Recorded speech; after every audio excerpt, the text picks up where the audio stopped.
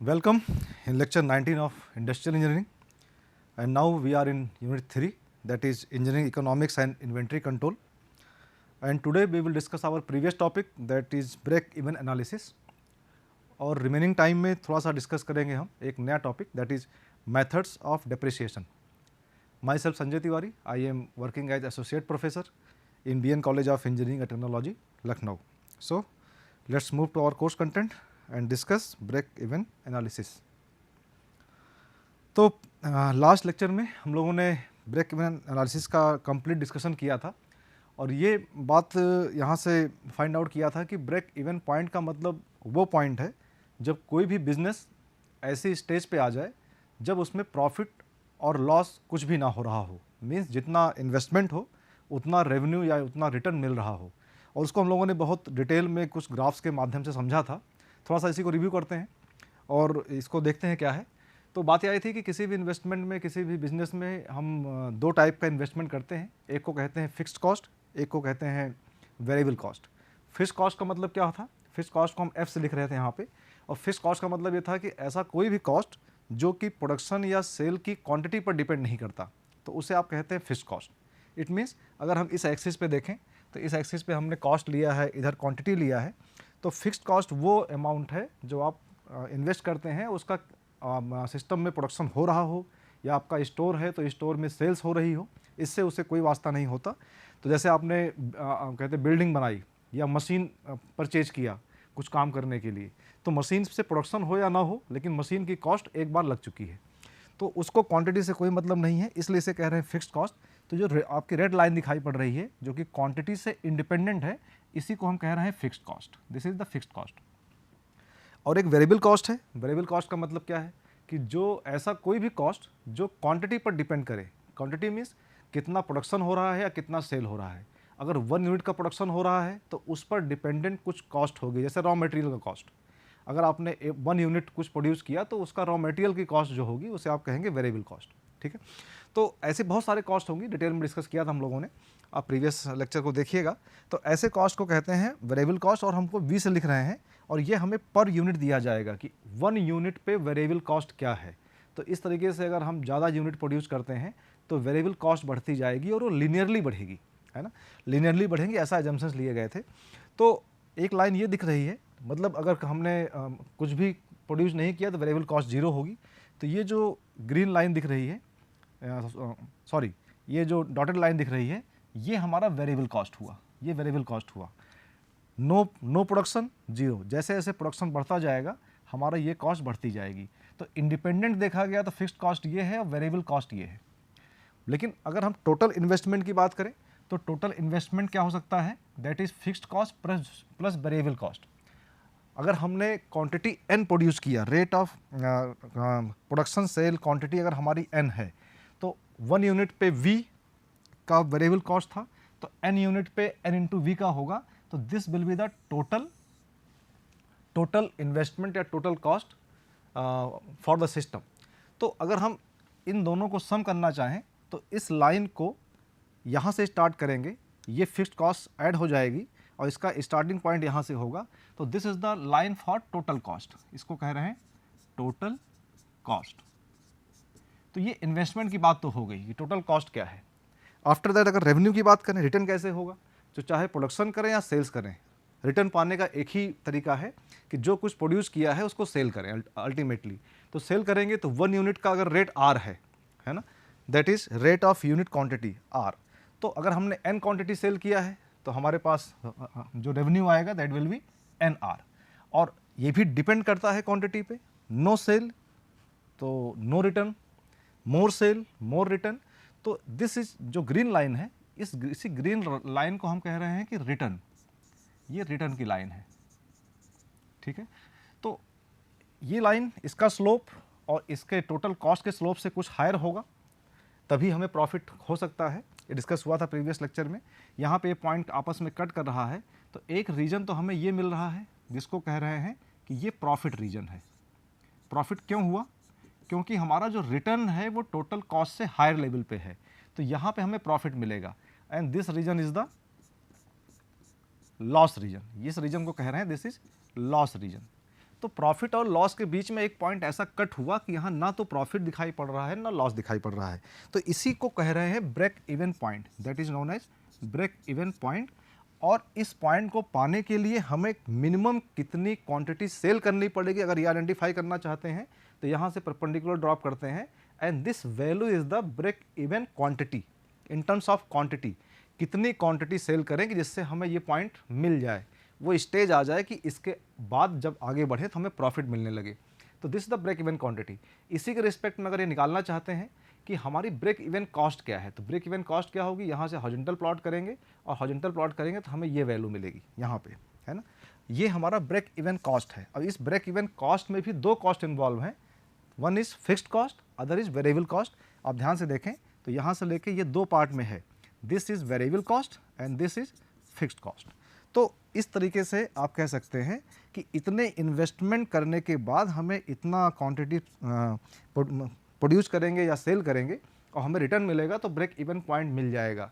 किसी भी बिजनेस का ऑब्जेक्टिव यही होगा ना कि जल्दी से जल्दी प्रॉफिट मिलना शुरू हो जाए। तो जितनी ये पॉइंट जितना और लेफ्ट साइड में आएगा उतनी जल्दी हम प्रॉफिट रेंज में आ पाएंगे। तो आइए देखते हैं इसको एक प्रॉब्लम के मदद से समझें। ये सब बातें प्रीवियस लेक्चर में हुई थी। एक प्रॉब्लम है कि प्रॉब्लम क्या है कि fixed cost of a firm are estimated R rupees 5 lakh. एक फर्म है, 5 लाख रुपीज़ इन्वेस्ट करके एक सेटअप तैयार किया, बिल्डिंग तैयार किया, मशीनरी लिया। The firm is selling a product manufactured by it at a rate of ₹50 per item. जो रेट है एक यूनिट का that is 50। The variable cost per unit is estimated as ₹25। Variable cost per unit 25 rupees है। Find the break even point in quantity and in rupees. ठीक है, जो previous slide में हमने बात किया था, this is in quantity and this is in cost in rupees. ठीक है, क्या देखें क्या है। तो इस क्वेश्चन को पढ़ने के बाद हमें डिटेल मिल गया कि फिक्स्ड कॉस्ट क्या है, वेरिएबल कॉस्ट क्या है, रेट ऑफ यूनिट प्रोडक्ट क्या है, और हमें ये पूछा जा रहा है कि कितनी क्वांटिटी हम प्रोड्यूस करें, कितनी क्वांटिटी प्रोड्यूस करें जिससे हमें ब्रेक इवन पॉइंट मिल जाए। तो पहले हम इस क्वांटिटी वाले पार्ट को सॉल्व करने की कोशिश करते हैं। तो हमें क्लियर है कि टोटल कॉस्ट क्या होता है, that is fixed cost plus variable cost. और फॉर द ब्रेक इवन के लिए कंडीशन क्या है कि total cost must be total revenue, total cost must be total revenue. तो जरा बात करते हैं टोटल कॉस्ट की। तो टोटल कॉस्ट क्या हो सकती है, fixed cost, that is fixed cost कितनी है, दैट इज 5 लाख। तो this is total cost, sorry fixed cost.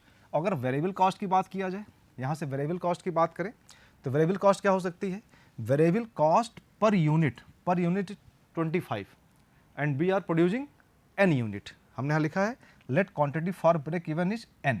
ठीक है, तो एक यूनिट का 25 रुपीज़ है तो n का कितना होगा, n इंटू 25 या 25 इंटू n, तो this will B 25 into n। ठीक, it is a total cost for the investment and total return क्या होगा, दैट विल बी, रेट क्या है रिटर्न का, एक यूनिट प्रोडक्ट का दाम कितना है 50 रुपीज़। हमने n प्रोडक्ट मैन्युफैक्चर किया, उसको सेल किया, हमें कितना मिलेगा, we will get 50 into n। ठीक है, यहाँ से हम n को निकाल सकते हैं। तो n को अगर निकालना चाहें तो we will get n is equal to कितना मिलेगा, that will be 20,000, that will be 20,000 unit. यहाँ से ये बात समझ में आ गई इस प्रॉब्लम में कि हमें ब्रेक इवन पॉइंट, हम तब तक लॉस में रहेंगे जब तक हम 20,000 यूनिट को प्रोड्यूस करके सेल नहीं कर देते, तब तक हम लॉस में रहेंगे। आफ्टर दैट जब हम 1 यूनिट भी प्रोड्यूस करके सेल करेंगे तब हम प्रॉफिट रेंज में आएंगे। तो अब ये डिपेंड करता है कि आपकी बिजनेस पॉलिसी पे कि आप कितनी जल्दी 20,000 यूनिट को प्रोड्यूस कर पाएंगे और उसको सेल आउट कर पाएंगे। तो ये तो बात हो गई in terms of unit. This is the break even quantity, this is the break even quantity, break even quantity, break even quantity है ना, इन टर्म्स ऑफ यूनिट। अच्छा, अब इसी को बात देखा जाए कि इतनी इस इन टर्म्स ऑफ रुपीज़ में कितना हो सकता है, इतनी क्वांटिटी को प्रोड्यूस करने के लिए हमें कितने अमाउंट की ज़रूरत है। तो इतने क्वांटिटी को प्रोड्यूस करने के लिए हमें कितना कॉस्ट लगानी पड़ेगी, इससे हम निकाल सकते हैं, है ना, कि इसे हम कहेंगे ब्रेक इवन कॉस्ट की बात करें तो इतनी क्वांटिटी प्रोड्यूस करने के लिए जो फिक्स्ड कॉस्ट है वो तो चाहे आप प्रोड्यूस करें या ना करें उतनी ही रहेगी। फिक्स्ड कॉस्ट क्या है, ये आपने लिखा था, that is 5 lakh, that is 5 lakh. और टोटल वेरिएबल कॉस्ट क्या हो सकती है? वेरिएबल कॉस्ट क्या है, हमने 20,000 यूनिट प्रोड्यूस किया, एन की वैल्यू क्या है 20,000 और वेरिएबल का रेट क्या है 25 रुपीज़। इट मीन्स 20,000 तो क्वांटिटी हो गई 20,000 एंड इंटू 25। इसको अगर सॉल्व कर लेते हैं हम लोग तो ब्रेक इवन पॉइंट हमें कॉस्ट के टर्म में मिल जाएगा and we will get ₹10 lakh, ₹10 lakh, ठीक है, 10 lakhs। तो इस तरीके से हमने दोनों आंसर अपने आइडेंटिफाई कर लिए इन terms of cost and in terms of quantity. तो आई होप कि इससे कुछ ब्रेक इवन क्वांटिटी के कुछ कॉन्सेप्ट क्लियर हुए होंगे। Now we will move to our next topic, that is depreciation. It is very important topic and very interesting topic और समझने में बहुत आसान सा लगेगा। डेप्रिसिएशन को हम लोग हिंदी में जानते हैं मूल्य ह्रास के नाम से। ह्रास का मतलब होता है किसी चीज़ का कम होना, घट जाना, डिके होना, डिक्रेज होना, इस टाइप से टर्म्स यूज कर सकते हैं। तो कैसे मूल्य का ह्रास हो रहा है? अच्छा, मूल्य किस चीज़ की ले रहे हैं? हम यहाँ ह्यूमन वैल्यूज़ की बात नहीं कर रहे हैं, हम यहाँ किसी एसेट की वैल्यू की बात कर रहे हैं कि हमने कोई इक्विपमेंट लिया।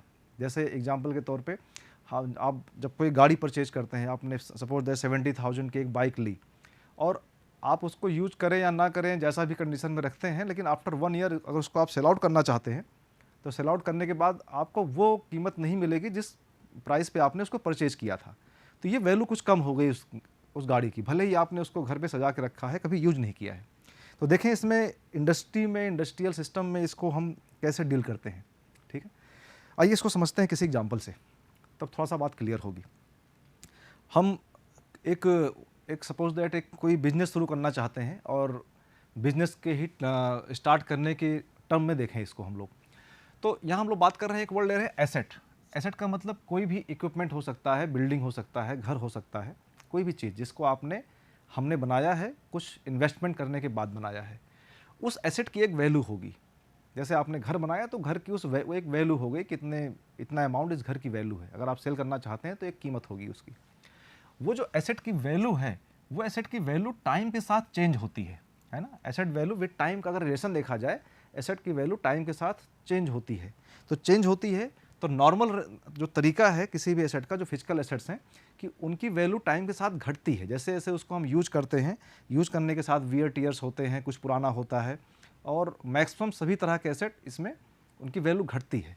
तो ये जो एसेट वैल्यू विद टाइम है, नॉर्मली कह रहे हैं, नॉर्मली घटती है। कई बार कहते हैं कि ज़मीन भी एसेट है, लेकिन ज़मीन की कीमत टाइम के साथ बढ़ती रहती है, नॉर्मली ये भी देखा जाता है।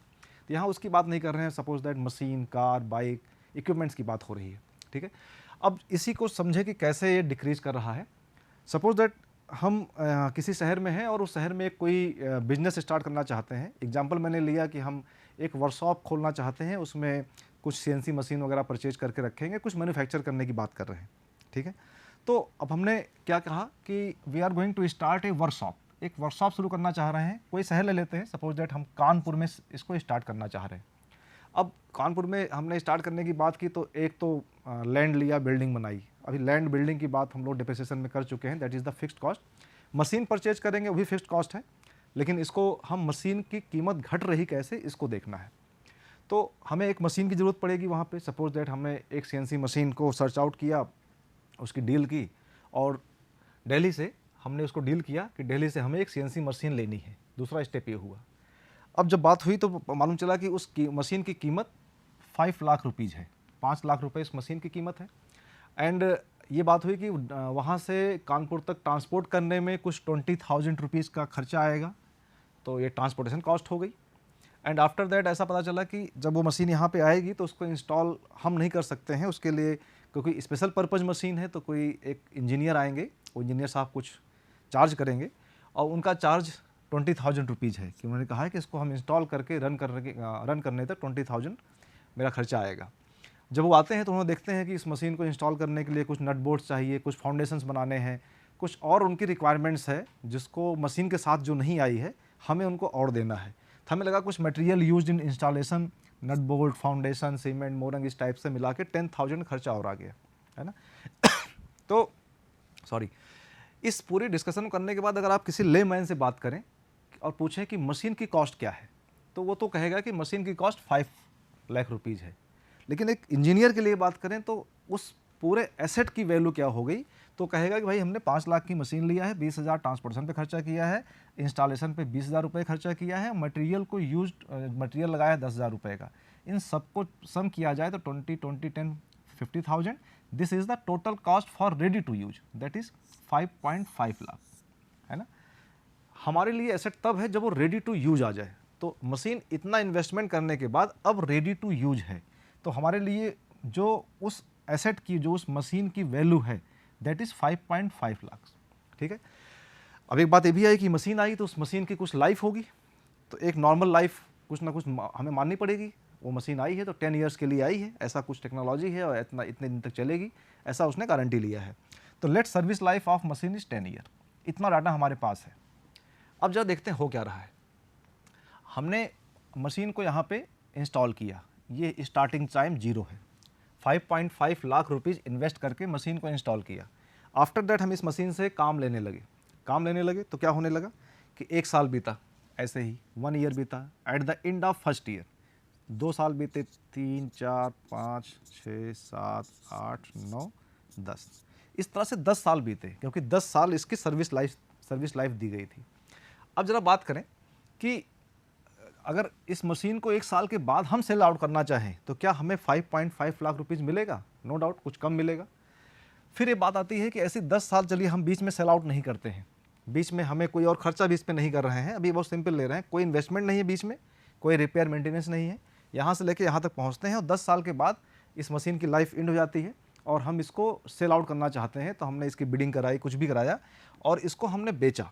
अब बेचने में उसको हम कहते हैं सेल्वेज वैल्यू या स्क्रैप वैल्यू। सेल्वेज मतलब वो भी कुछ उसके अंदर काम बाकी है, कुछ उसके अंदर दम बाकी है, कुछ काम कर सकती है। और स्क्रैप वैल्यू का मतलब वो कबाड़ हो चुकी है, वो कबाड़ के भाव जाएगी, है ना। तो ऐसा कुछ भी कह सकते हैं, सेल्वेज वैल्यू होगी या स्क्रैप वैल्यू होगी। हमें पता चला कि 50,000 में ये मशीन बिक गई 10 साल के बाद। 5.5 लाख रुपीज़ हमारा इन्वेस्टमेंट हुआ था और हमने इस मशीन को 50,000 में बेचा। तो विद इन 10 ईयर, 10 साल के अंदर आप ये कहेंगे ना कि हमारा 5 लाख रुपीज़ का ये वैल्यू डिक्रीज कर गई, मूल्य का ह्रास हो गया, है ना। अब ये जो मूल्य का ह्रास हो गया, ये एक प्रॉब्लम वाली बात है ना। तो इसी को कह रहे हैं asset value decaying with time due to several reasons. अभी आगे देखेंगे क्या रीजन्स है, वियर टीयर्स हैं और बहुत सारे हैं, तो ये रीजन्स बाद में डिस्कस करेंगे। इसी चीज़ को हम कह रहे हैं डिप्रिसिएशन, मूल्य ह्रास। तो अल्टीमेटली ये तो हमारे पास एक लॉस के फॉर्म में आ गया, है ना। अच्छा चलिए ठीक है, अभी लॉस छोड़ते हैं, आगे बढ़ते हैं। ये सेल आउट किया हमने। अब सेल आउट करने के बाद 2 ऑप्शन हमारे पास आते हैं। 2 ऑप्शन क्या है? एक ऑप्शन तक क्या है कि हमने अपनी वर्कशॉप को क्लोज कर दें, ठीक है। जब क्लोज करते हैं तो क्या हुआ, 10 साल में, 10 ईयर्स में whatever profit we have gained वो हमारे पास है, प्लस ये 50,000 रुपीज़ हमारे पास हैं, ये लेके हम बैठ जाएँ। लेकिन अगर बिजनेस को आगे कंटिन्यू करना है तो हमें क्या करना पड़ेगा, हमें वो उस मशीन की लाइफ ख़त्म हो चुकी है और अब हमें एक दूसरी मशीन परचेज करनी पड़ेगी और फिर से वो शायद 5.5 लाख या उससे कुछ ज़्यादा और कॉस्टिंग करके आएगी।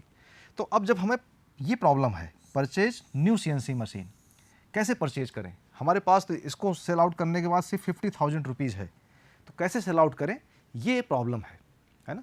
तो अब जो आगे की स्लाइड्स में हम डिस्कस करने वाले हैं, न्यू मशीन को परचेज करने का जो मैकेनिज्म है वो देखने वाले हैं कि how we can purchase new machine after 10 year, ठीक है।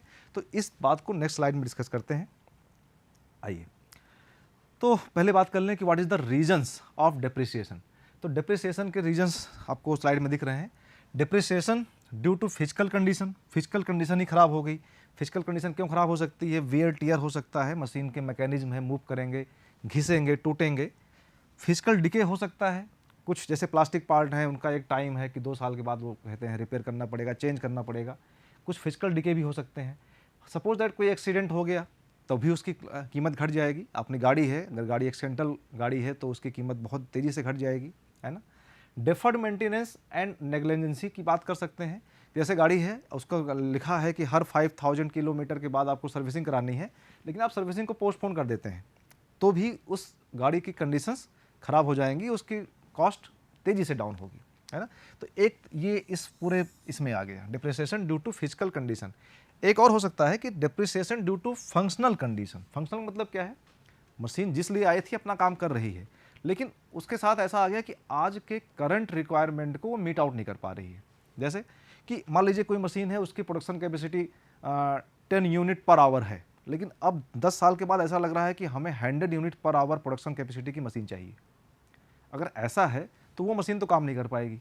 तो आप कह रहे हैं कि वो उसकी इनएडिक्वेसी हो गई, वो सफिशिएंट नहीं रही अब हमारी करंट डिमांड को पूरा करने के लिए। ऐसा भी हो सकता है कि जो उसकी टेक्नोलॉजी है वो आउटडेटेड हो चुकी है, उसी को कह रहे हैं ऑब्सोलेसेंस, है ना, कि कोई टेक्नोलॉजी आउटडेटेड हो जाए।